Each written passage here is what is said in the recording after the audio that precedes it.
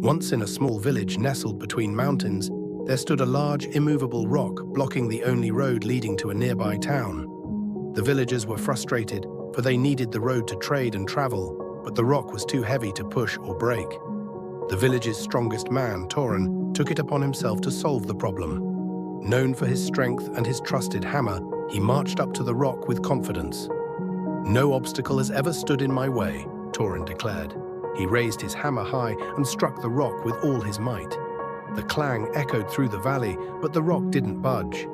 Torin struck again and again, but each blow only chipped off small pieces. After hours of relentless hammering, the rock remained stubbornly in place, and Torin's hands were raw and blistered.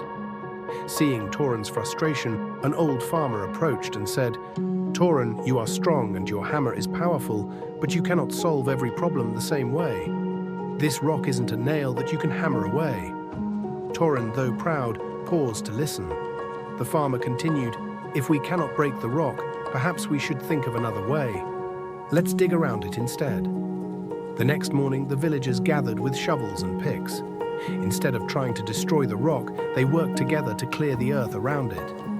Slowly but surely, the rock loosened from its place.